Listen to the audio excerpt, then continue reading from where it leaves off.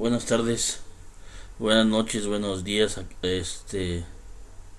Aquí son van a ser déjame checar con mi teléfono.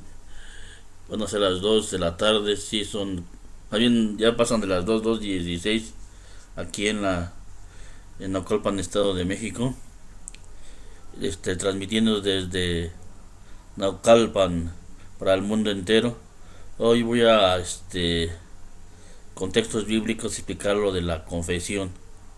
Los hermanos separados dicen que un hombre no puede perdonar los pecados, que un hombre, el sacerdote, es pecador, y sí es pecador como nosotros, pero tenemos que ver qué dice la palabra de Dios sobre la confesión.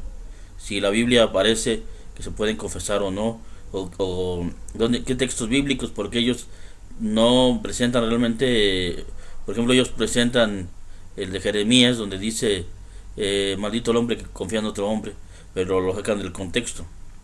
Esto lo hago porque ayer, dialogando con mi hermano, tengo un hermano, que pues desde después de que mi mamá falleciera, hace veintitantos años, él empezó a acercarse a las iglesias protestantes. Y bueno, pues nosotros no, yo es difícil dialogar con él luego, porque él tiene algún, no está loco, ni tiene, ¿cómo se llama? Alguna deficiencia así muy fuerte, sino que él tiene como un retraso mental. O sea que él, ahorita tiene cuarenta y tantos años, y sabe él que es ya grande, pero razona como un niño, es como un muchacho, como un joven. Y luego pues se aferra. Entonces ayer, platicando con él sobre esto, le enseñaba con el libro, este libro que voy a usar, que nosotros los misioneros apóstoles de la palabra, bueno, yo actualmente no soy misionero apóstol de la palabra, se llama el libro La respuesta está en las escrituras. Ojalá lo puedan adquirir. Aquí pueden contestar todas sus preguntas que los hermanos separados les... Es muy sencillo este libro y tiene abundantes citas bíblicas. Y de este tema de la confesión voy a hablar, voy a tratar de explicarle con citas bíblicas sacadas de este libro, que les va a ayudar para que se reafirme en la fe. Recordemos que, que tiene dos motivos esto de la apologética, en cuanto lo aplicamos nosotros los apóstoles de la palabra, y que debería de aplicarse también. Uno es para fortalecer la fe del católico. O sea, aclarando esta duda bien de la confesión, un católico va a estar firme de su fe. Hay otros temas que voy a ir hablando poco a poco, pero lo importante es de que fortalezca su fe el católico, que esté firme, seguro en su iglesia, seguro que esta es la iglesia fundada por Jesucristo.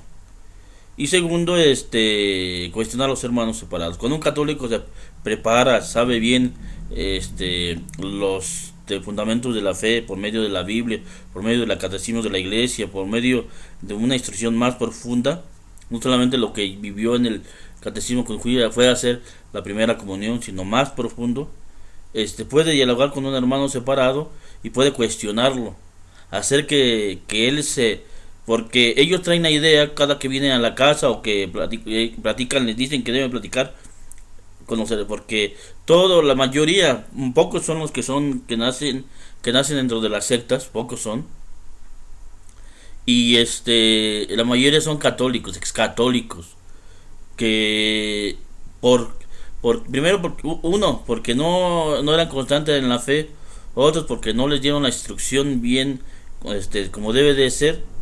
Y hubo alguien que, como los hermanos separados, que son astutos de una forma, negativa, si son tercos y son sutiles, pues los envuelven y se los llevan a sus sectas, porque no hay una instrucción, no hay apologética, no hay, luego Biblia en las parroquias. Hay veces que no se hablan de estos temas, se les dejan así a la gente. Entonces es importante que el católico que esté preparado para cuestionar la fe de los hermanos separados, para que regresen, porque ellos eran católicos, por sí son católicos. Sabemos nosotros, que el bautismo, no se borra, ni la, ¿cómo se llama? La confirmación no se borra. Esto es un sacramento que tiene carácter, confiere carácter. ¿Qué quiere decir? Una marca indeleble que nunca se va a quitar, aun si el individuo se condenara, allí llevará esa marca para la eternidad de que es una persona católica bautizada. Entonces, cuando un católico tiene las herramientas para cuestionar a un hermano separado, hay muchos casos que regresan, hay muchos casos que han regresado a la Iglesia Católica por católicos que los cuestionaron, pero que no esto no es de la noche a la mañana, esto no es de en una diálogo ya el personaje, la persona, el hermano separado ya entendió y que la Iglesia Católica es la verdadera y ya regresó a la Iglesia Católica, ¿no? Esto es de primero orar, pedir por la conversión de los hermanos separados, y segundo, para que regresen a la iglesia, y segundo, prepararse bien, primero entender que los hermanos separados no son como nosotros en sinceridad, porque les enseñan a eso, a mentir, a engañar a la gente, y esos a lo mejor se sienten ofendidos, pero es la realidad. En la experiencia yo así he visto cuando dialogo con los hermanos separados, no son honestos, no dicen la verdad, no, aparte a ellos no van a sus iglesias libremente. Tenemos que ver que ellos son coaccionados para ir a sus iglesias, porque el pastor vive del culto, vive de los diezmos, de lo que la gente va, a eso vive, aunque digan que no, y que se critica al sacerdote católico, pero la realidad es esta. Ahora vamos a empezar con la confesión. Ellos dicen que no, que un hombre, y voy a leer textualmente lo que dice el libro, porque son preguntas que ellos dicen. Este libro trae muchas preguntas y cuestiona. Estamos hablando de la confesión. Dice: ¿por qué los católicos se confiesan con los sacerdotes que son hombres como los demás? Esta es la cuestión que ellos piensan. Creen, como no tienen ya el orden sacerdotal, sus pastores son hombres comunes y corrientes que no tienen ningún poder.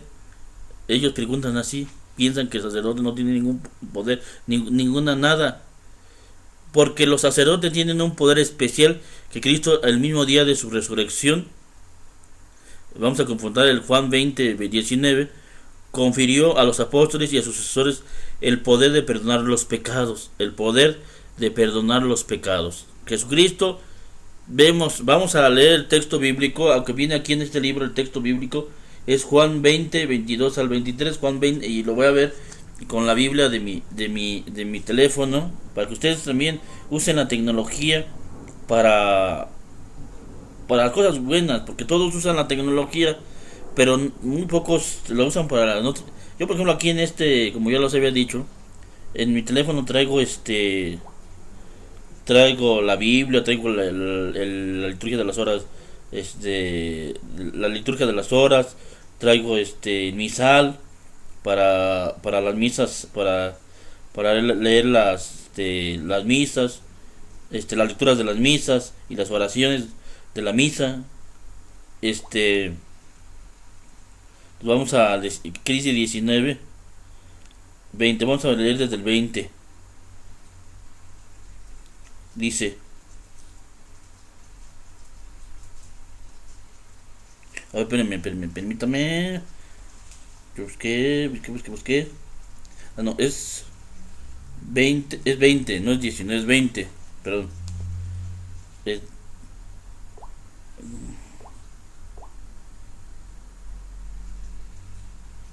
20, 19, vamos a leer del 19 y siguiente. Dice: ese mismo día, el primero después del sábado, los discípulos estaban reunidos por la tarde con las puertas cerradas por miedo a los judíos. Llegó Jesús, se puso de pie en medio de ellos y les dijo: la paz esté con ustedes. Dicho esto, les mostró las manos y el costado. Los discípulos se alegraron mucho al ver al Señor. Jesús les volvió a decir: la paz esté con ustedes. Como el Padre me envió a mí, así los envío yo también. Dicho esto, sopló sobre ellos y les dijo: reciban el Espíritu Santo. A quienes descargan de sus pecados serán liberados, y a quienes se los retengan les serán detenidos. Palabra del Señor. Gloria a ti, Señor Jesús. Entonces, estamos hablando de aquí del día de la resurrección, que se les aparece Jesús. ¿Cuál es el primer regalo que Jesús les da después de su resurrección? Dice: la paz esté con usted. Nos viene a traer la paz. Jesucristo nos viene a traer la paz. Pero dice el canto: la paz esté con ustedes. La paz esté con vosotros. Entonces, aquí la cuestión es de que debemos de ver que Jesús nos da primero la paz, para que estemos libres. Y a los apóstoles da la paz. Y dice que les sopla. Reciban el Espíritu Santo. Reciban el Espíritu Santo. Pero dime, en el versículo 21 dice: como el Padre me envió a mí, así yo los envío también. ¿A qué envió Jesús? Verán, el Padre Eterno, ¿a qué mandó a Jesucristo nuestro Señor? ¿Cuál es la finalidad que haya venido nuestro Señor Jesucristo? ¿Cómo le llamó el Juan de Bautista a Jesús cuando para que se fueran con ellos sus primeros discípulos? ¿Cómo les dijo? Ahí está el Cordero de Dios que quita los pecados del mundo. Ahí está el Cordero de Dios. ¿A qué vino Jesús? A borrar el pecado. Y dice Jesús: así como mi Padre me envió, yo los envío a ustedes. Y aquí los va a enviar. Y ahí viene, por eso toda la escritura tiene concordancias, no tiene ¿cómo se llama? El problema es que los hermanos separados más te muestran un texto bíblico y con eso quieren interpretar un punto. Y no, hay que leer el texto y el contexto. ¿Qué es el texto? El texto es un texto que te dan, un versículo. El contexto es qué viene antes, qué viene después. Y yo estoy leyendo el versículo 19, 20, 21, 22, 23, hasta el 23. La iglesia siempre le hace de esta forma. Los hermanos separados nada más te muestran un texto, y de ahí, con un texto, son astutos, sacan todo para que el católico se enganche y como no van a la iglesia, como no están preparados, pues, y no saben de la Biblia, es fácil ver un texto, y en la iglesia no. Son varios para que podamos entender el sentido real de la palabra de Dios. Y aquí está diciendo eso: como el Padre me envió. Jesús fue enviado por el Padre para perdonar los pecados. Yo los envío. Dicho esto, sopló sobre ellos: reciban el Espíritu Santo. A quienes descargar de sus pecados. Descargar. El pecado es una carga que traemos, es una carga pesada. Y Jesús vino a eso, y enviado a los pobres a liberarnos de la carga del pecado.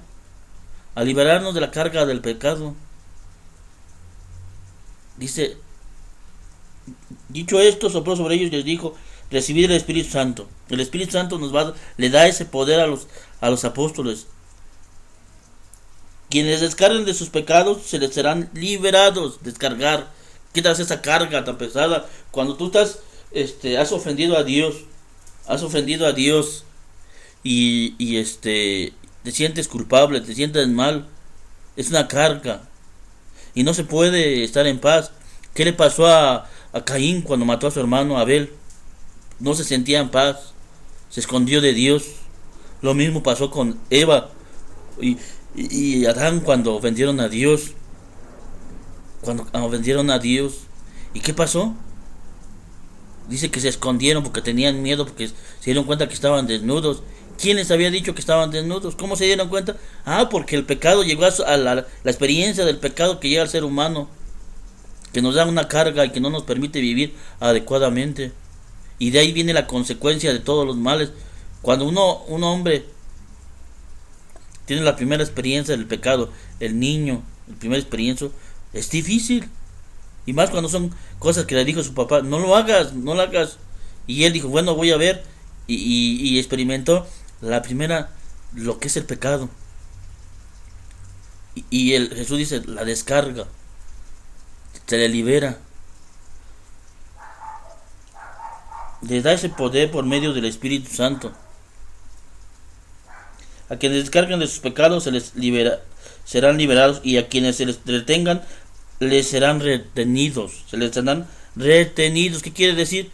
Que se tiene el poder para perdonar como para no perdonar. Si el sacerdote no quiere perdonarte, tiene ese poder para no perdonarte, según la cuestión. Para eso tiene que haber el arrepentimiento verdadero en una confesión. Eso es uno de los 5 puntos. Recordemos cuántos son los 5 puntos de la confesión. Ahorita rápido se los voy a decir, pero es aquí. Primero, examen de conciencia. Segundo, dolor de sus pecados, que es lo más importante. Todo va unido.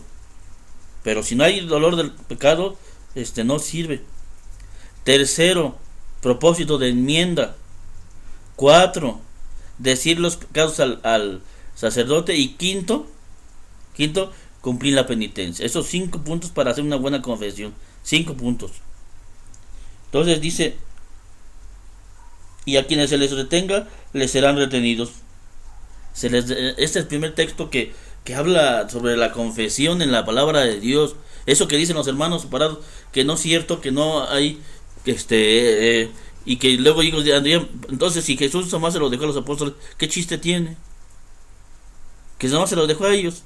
No, pero esto es de sucesión apostólica. Por eso les da el Espíritu Santo. Y vemos, por ejemplo, el primer que le dieron sucesión apostólica fue a San Matías, San Matías, al que fue el lugar de Judas. Y ahí, hasta nuestros días, por medio de la imposición de las manos. Si alguno de ustedes ha ido a una ordenación sacerdotal, a una ordenación episcopal, o sea, del obispo, se dan cuenta que se les impone las manos. Y ahí se confiere el Espíritu Santo, se confiere la autoridad de perdonar los pecados. Vamos, para que esto sea ágil y que podamos entender sobre este punto. Dice, los apóstoles estaban conscientes de que se les confía el ministerio de la reconciliación. Se les confió un ministerio, el ministerio de la reconciliación. ¿Qué es un ministerio? Un servicio. A eso se iban a dedicar, a reconciliar.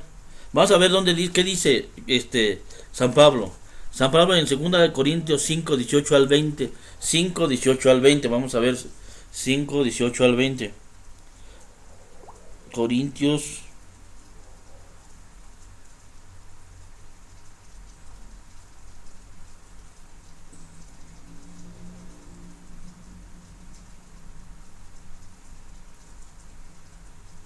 Déjenme ver si es primera de Corintios, que me va la onda. Segunda de Corintios. Segunda de Corintios. Segunda de Corintios.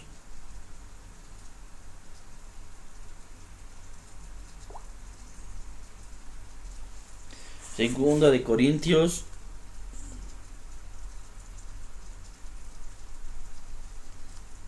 me perdí la hoja. 5, capítulo 5, versículos 18 al 20. Ojalá puedan escribir las citas bíblicas. 5, 18 al 20. Capítulo 5, versículo 18 hasta el 20. Dice, todo esto es obra de Dios. Todo es obra de Dios, que nos reconcilió con él en Cristo. Que nos reconcilió ¿en quién? En Cristo. Y que a nosotros nos encomienda el mensaje de la reconciliación. El Padre Eterno deja que Cristo, por medio de Cristo, Él nos reconcilió por el pecado original, por todos los pecados, por medio de Cristo. Y se nos dice, y que a nosotros, ¿a quiénes nosotros? A Él como apóstol, a San Pablo, y a todos los apóstoles y a todos los sucesores, que nosotros nos encomendó el mensaje de la reconciliación. 19. Pues en Cristo Dios estaba reconciliando el mundo con Él, ya no tomaba en cuenta los pecados de los hombres, ya no tomaba en cuenta los pecados de los hombres, sino que a nosotros nos entregaba el mensaje de la reconciliación, les da a los apóstoles, a sucesores que son los obispos, y a los sacerdotes que son los presbíteros, y no más hasta ahí, y al Papa, ese poder de reconciliación, les da ese poder de reconciliación.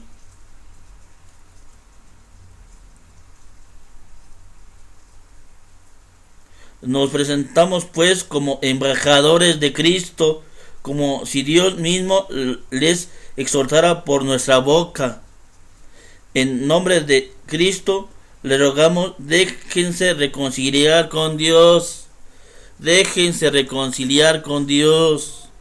Ahí es, el San Pablo está diciendo, no se hagan, váyanse a confesar, confiésense, déjense reconciliar con Dios. ¿Por qué no lo hacen?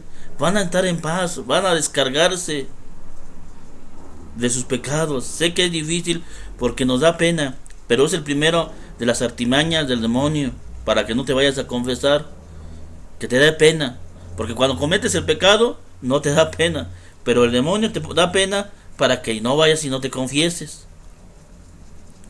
Y ahora con los hermanos separados es fácil, todo es sencillo, es una doctrina fácil la vida de los hermanos separados, los protestantes. Ellos no tienen que decirle a nadie nada, porque ellos se confiesan solitos ante Dios, pero ellos no escuchan que se les son perdonados. Dicen que sienten, pero no hacen un sentimiento, pero no tienen la certeza, y un católico tiene la certeza de que está perdonado porque el sacerdote se lo dice. Yo te absuelvo de tus pecados en el nombre del Padre y del Hijo y del Espíritu Santo. No es el sacerdote, por eso dices que es embajador. ¿Qué es un embajador? Recordemos que un embajador es aquel que está en nombre del presidente, porque el presidente no puede estar en todos los países donde tiene relación. Entonces manda a un embajador. Así Jesús tiene sus embajadores, que son los sacerdotes, los obispos y el Papa, que es el vicario de Cristo. Entonces aquí dice claramente, déjense reconciliar. Nos presentamos pues como embajadores de Cristo, como si Dios mismo los exhortara por nuestra boca. En nombre de Cristo le rogamos, déjense reconciliar con Dios. Dios hizo cargar con nuestros pecados al que no cometió pecado, para que así nosotros participáramos en él, de la justicia y la perfección de Dios. Se tiene el ministerio de la reconciliación, que tiene el sacerdote, que tiene el obispo, que tiene el Papa, de perdonar los pecados. Pero no es el Papa, el obispo, el sacerdote el que perdona los pecados. El Papa no dice, yo Francisco te perdono porque yo tengo ese poder por mí mismo. No, yo te absuelvo de tus pecados en el nombre del Padre y del Hijo y del Espíritu Santo.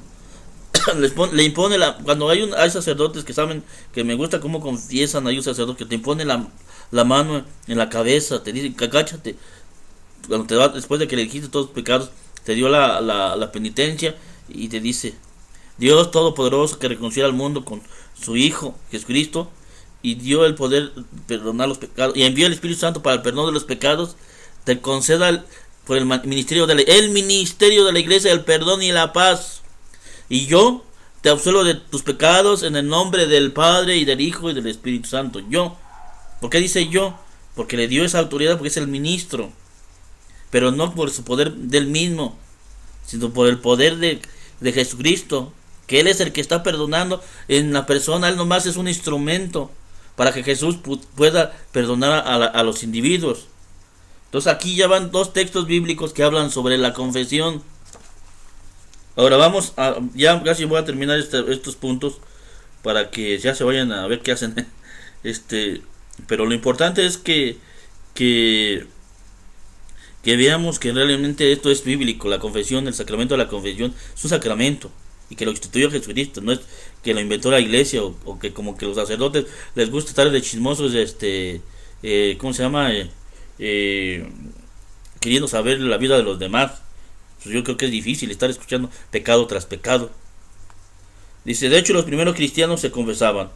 Esto se puede ver en Santiago 15:16. en su primera parte. Dice, confiésense pues mutuamente sus pecados y oren los unos por los otros para que sean curados. Luego viene Hechos 19:18. Muchos de los que habían creído venían a confesar y revelaban todo lo que habían hecho. Hechos 19:18. Los sacerdotes, al ser hombres como nosotros, pueden comprendernos y ayudarnos a avanzar en el camino de la prueba santificación. Entendamos esto, porque muchas veces no se nos dice, pero el sacerdote es igual que uno. Pero ¿cuál es la diferencia? Es un hombre consagrado. Ahí viene, luego voy a buscar el texto bíblico para que ustedes, y se les voy a mostrar en otro video, cómo el caso de Saúl y del rey David. Saúl había perdido una guerra y le pidió al soldado que lo matara porque no quería que lo agarraran. ¿Y qué le dice? Le dice el soldado, no, ¿cómo te voy a matar? ¿Cómo te voy a matar al rey? Y él se suicida, se deja caer en la espada y se muere. Él agarra la corona, el soldado, y se echa a correr y va a buscar a David, y porque él creyó que iba a quedar bien con él, le dice, yo maté al rey David, yo lo maté. ¿Y qué pasa? Él no lo había matado, no le había hecho nada, pero por quedar bien, él dice, ¿cómo es posible? David le dice, ¿cómo es posible que has matado al ungido de Dios? O el ungido de Dios. ¿Y qué pasa?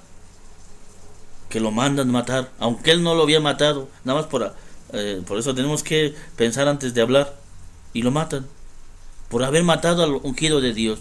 Entonces nosotros no podemos juzgar al sacerdote por sus pecados, por lo que sea, porque son hombres como nosotros. El problema es que nosotros lo vemos como si fueran sin pecado, que vinieron con alitas como un ángel y ya se hicieron sacerdotes. No, son seres humanos, pero que tienen esa gracia de Dios. Esos son ungidos. Dice en Hebreos 5:1-2, todos sacerdotes tomados de entre los hombres y los representan en las cosas de Dios, es capaz de comprender a los ignorantes y a los extraviados, pues también lleva el peso de su propia debilidad. Él también lleva el peso de su propia debilidad y nos puede entender porque también es pecador. Por otra parte, la idea de confesarse directamente con Dios no es bíblica.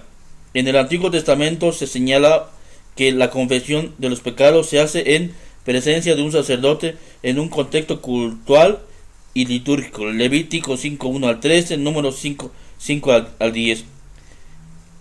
El que de cualquiera de estas maneras se haya hecho culpable, confesará su culpa y presentará al Señor como reparación por el pecado cometido una hembra del rebaño, oveja o cabra, en sacrificio de expiación. El sacerdote hará así la expiación por el pecado y quedará perdonado. Levíticos 5:5-6. Ahí vemos, este es el Antiguo Testamento, como desde el Antiguo Testamento el sacerdote escuchaba los pecados de los penitentes. Ojalá que esto les ayude a ustedes, hermanos, y que también vayan y se confiesen, los que no se han confesado, pero que tengan la confianza. Recordemos que también la confesión el sacerdote tiene una obligación de guardar, y es bajo excomunión. Escuchen lo que les estoy diciendo. Bajo excomunión, si revela algún pecado de alguien, el sacerdote, revelar el pecado, no decir el pecado, y se sienta, porque luego en la misa, luego en la homilía, el sacerdote dice los pecados de la gente, pero no dice los nombres, ya se sienten aludido a la gente. No, si él revela algo y dice el nombre de la persona, quién hizo ese pecado, él puede ser excomulgado, él queda excomulgado, lata sentencia, ya. No por el hecho de haber hecho eso, ya queda fuera de la iglesia. No es parte de la iglesia sacerdote que anda divulgando pecados de las personas, pero no que diga el pecado, sino que diga a la persona qué hizo. Bueno, que Dios los bendiga, que ojalá esto les ayude. Comenten en la caja, digan si me entendieron o no, hagan preguntas, por favor. Esto les ayude para que puedan fortalecer su fe y suscríbanse a mi canal. Soy el profeta Eliseo, no soy el profeta de la Biblia, pero me llamo Eliseo, y mi canal así se llama, el profeta de este siglo. Que Dios los bendiga.